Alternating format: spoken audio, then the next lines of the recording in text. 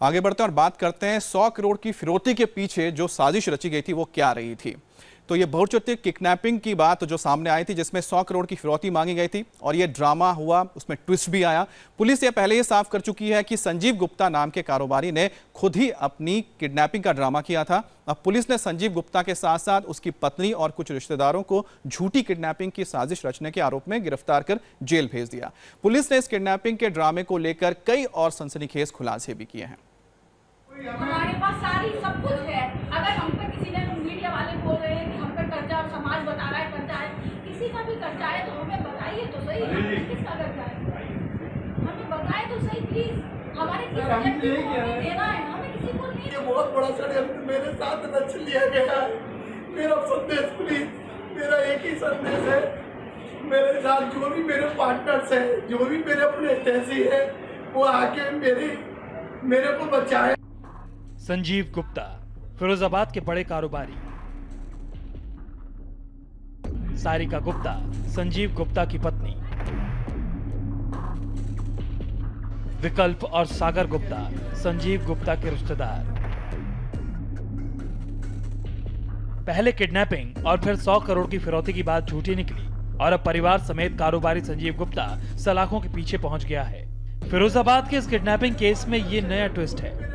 अब आप सोच रहे होंगे कि आखिर ऐसा क्यों हुआ, क्यों पुलिस ने संजीव गुप्ता के साथ साथ पत्नी सारिका और 2 रिश्तेदारों को भी गिरफ्तार कर लिया। तो इन सवालों के जवाब फिरोजाबाद के एसएसपी अजय कुमार से ही सुन लीजिए। इन 2-3 दिनों में हमारी टीम ने अथक प्रयास करके वो पुख्ता सबूत हासिल कर लिए हैं कि आज हम ये कहने की स्थिति में हैं कि ये पूरा का पूरा अपहरण एक ड्रामा था, फर्जी अपहरण था और 100% इसको हम लोग सिद्ध कर लिए हैं।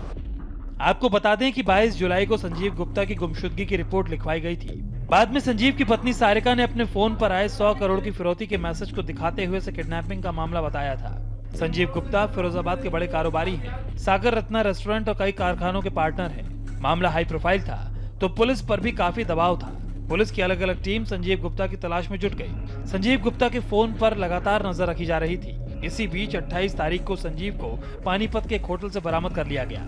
लेकिन संजीव की बरामदगी के बाद जो खुलासे हुए उसने पुलिस के होश उड़ा दिए। पुलिस के मुताबिक किडनैपिंग का ड्रामा संजीव गुप्ता ने पूरे परिवार के साथ मिलकर रचा था। फोन के लोकेशन के मुताबिक 22 जुलाई से 28 जुलाई के बीच संजीव गुप्ता फिरोजाबाद के अलावा दिल्ली, एनसीआर, चंडीगढ़ और जम्मू में घूमता रहा। हैरानी की बात यह है कि कथित किडनैपिंग के अगले दिन संजीव गुप्ता फिरोजाबाद में भी था। वेब मॉल में मुन्ना माइकल फिल्म देखी है। उसके बाद 25, 26 और 27 ये 3 दिन मनाली में रहा है। 25, 26, 27 के इसमें मनाली के प्रवास के दौरान मनाली से रोहतांग की भी यात्रा की। इसके बाद 27 तारीख की रात को ही ये मनाली से देहरादून होते हुए, फिर देहरादून से सहारनपुर, शामली, कैराना होते हुए ये पानीपत आया। सवाल यह है कि आखिर संजीव गुप्ता को अपनी किडनैपिंग और 100 करोड़ की फिरौती का ड्रामा क्यों करना पड़ा। तो आपको बता दें कि संजीव गुप्ता ने यह ड्रामा फिरोजाबाद के सैकड़ों लोगों को करोड़ों रुपए का चूना लगाने के लिए रचा था। 15 साल पहले संजीव ने पुश्तैनी चूड़ी कारोबार से अलग बीसी और सिक्का का धंधा शुरू किया। इसी धंधे ने उन्हें मालामाल कर दिया। कुछ साल पहले उसने राजा का ताल इलाके में पॉश कॉलोनी आर्चर्ड ग्रीन में आलीशान मकान भी बनवाया था। संजीव गुप्ता ने बीसी और सिक्का कारोबार से करोड़ों रुपए निकालकर स्कूल, रेस्टोरेंट और दूसरे कारोबार में हाथ आजमाए, लेकिन इसमें उन्हें नुकसान हो रहा था, जिससे संजीव पर काफी कर्ज हो गया था। अपनी साख को बचाने के लिए संजीव ने पत्नी सारिका और 2 रिश्तेदारों से मिलकर ये प्लान बनाया। प्लान के मुताबिक संजीव गुप्ता ने पुलिस को बताया था कि उसे 3 लोगों ने किडनैप किया था, लेकिन लोकेशन और अलग अलग जगहों की सीसीटीवी फुटेज खंगालने पर संजीव की पोल खुल गई। 6:30 बजे 6:30 PM पर उस कार की लोकेशन उसके सामने पाई गई है, जिसमें अकेला आदमी संजीव गुप्ता आराम से 30-40 की स्पीड में गाड़ी चलाते हुए जा रहा है। इस सीसीटीवी फुटेज के मिलने पर यह बात लगभग बिल्कुल तय हो गई कि ये पूरा का पूरा ड्रामा है।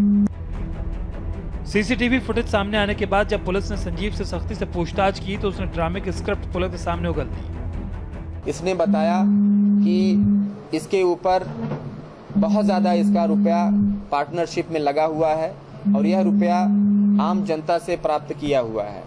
आम जनता को झांसा दे करके ज्यादा से ज्यादा रिटर्न देने के नाम पे डीसी, सिक्का इत्यादि ऐसी योजनाएं चला करके इसमें छोटे तबके का भी आदमी शामिल है। हालांकि पोल खोलने के बाद भी संजीव और सारिका का ड्रामा जारी रहा। दोनों खुद को साजिश का शिकार बताते रहे। हमारे पास सारी सब कुछ है। अगर हम पे किसी ने मीडिया वाले बोल रहे हैं कि हम पे कर्जा और समाज बता रहा है कर्जा है, किसी का भी कर्जा है तो हमें बताइए तो सही, किसका कर्जा है हमें बताए तो सही प्लीज। हमारे किस व्यक्ति को हमें देना है, हमें किसी को नहीं। ये बहुत बड़ा षड्यंत्र मेरे साथ रच लिया गया है। मेरा संदेश प्लीज, मेरा एक ही संदेश है, मेरे साथ जो भी मेरे पार्टनर्स हैं, जो भी मेरे अपने तहसील है, वो आके मेरे को बचाए। पुलिस के मुताबिक संजीव गुप्ता के किडनैपिंग ड्रामे के पीछे उनकी पत्नी सारिका का दिमाग था। पूछताछ में सारिका ने बताया कि उसने पुलिस को गुमराह करने के लिए ही टूंडला थाने में 3 पार्टनर्स पर किडनैपिंग का झूठा मुकदमा दायर कराया था। दोनों ने फिरौती की रकम की वसूली का प्लान भी काफी सोच समझकर बनाया था, तभी तो फिरौती वाले मैसेज को वायरल किया गया था। इनकी प्लानिंग थी कि स्वर्णमहल होटल के सामने जैसे कि फोन करके बुलाया, उसके बाद इनके घर का कोई व्यक्ति जाता और ये ड्रामा रचते कि फिरौती की राशि दे दी गई और तब छूटते।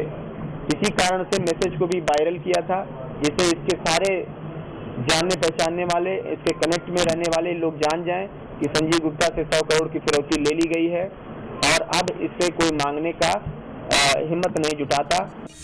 सिक्का कारोबार में कई ग्रुप होते हैं। ग्रुप 1000 लोगों का होता है। हर मेंबर से 5 साल के लिए 1000 रुपए महीना जमा करने को कहा जाता है। जमा रकम पर 12% सालाना ब्याज मिलता है। साथ में हर महीने लकी ड्रॉ निकलता है। 5 साल बाद ब्याज के साथ रकम लोगों को वापस मिल जाती है। संजीव गुप्ता के पास इस बहाने सस्ते ब्याज पर अरबों रुपए इकट्ठे हो गए, जिससे वो ज्यादा रिटर्न वाला कारोबार करने लगा। इन कारोबारों में रियल एस्टेट भी शामिल है, लेकिन इसमें उसे नुकसान होने लगा। बीसी और सिक्का कारोबार में 5 साल बाद रकम 12% सालाना ब्याज के साथ लौटानी होती है। पहले वक्त पूरा होने के 3 दिन में लोगों को रकम मिल जाती थी, लेकिन पिछले 6 महीने से रकम वापसी में 15 दिन से 1.5 महीने की देरी हो रही थी। इससे संजीव के कारोबार की साख पर सवाल उठने लगे। इसी वजह से उसने खुद के किडनैपिंग का नाटक रचा। संजीव और सारिका ने प्लान बी भी तैयार किया था। इनकी योजना में यह भी शामिल था कि अगर ये प्लान फेल हो जाता है तो इनकी विदेश भागने की भी तैयारी थी, क्योंकि शुरू से इनके परिवार के हाव भाव और अन्य सबूतों से जाहिर हो गया था कि शायद ये फर्जी है। यद्यपि हम इसको 100% सही मान के पूरी कार्यवाही कर रहे थे, इसलिए इनके पासपोर्ट शुरू में ही हम लोगों के द्वारा जब्त कर लिए गए थे। पुलिस ने इस मामले में मास्टरमाइंड संजीव और उसकी पत्नी सारिका, रिश्तेदार विकल्प गुप्ता और सागर गुप्ता को अलग अलग धाराओं में गिरफ्तार कर कोर्ट में पेश किया है, जहां से सभी को जेल भेज दिया गया है। लव कुश शर्मा, इंडिया टीवी, फिरोजाबाद।